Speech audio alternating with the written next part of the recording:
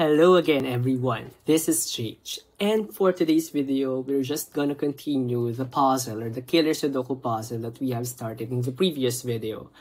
So alam na natin kung ano yung ibig sabihin ng Killer Sudoku, ano yung rules niya, no? And in this particular video, I'm gonna be sharing a certain technique that I know para masagutan natin yung Killer Sudoku, no? Ang tawag dito sa technique na to ay Rule of 45. Bakit 45?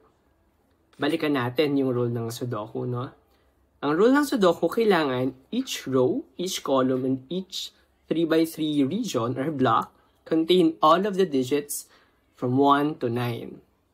Meaning, kada row, kada column, kada region, kailangan walang dodobling numbers.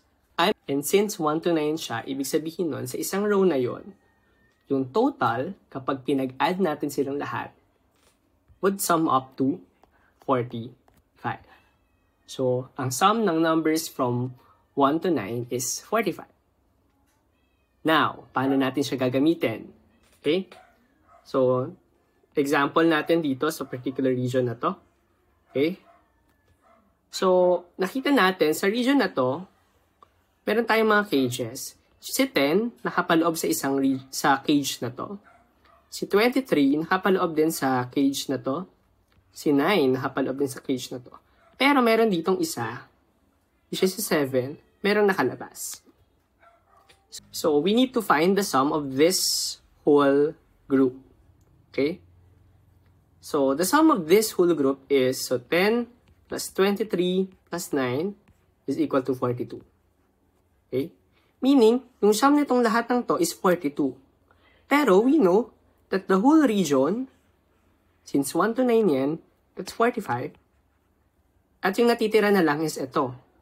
So, kung this one is 42, kapag pinag-add-add natin, para maging 45 yan, ang kailangan nating ilagay dito ay 3. And since this is 7, we know that this is 4.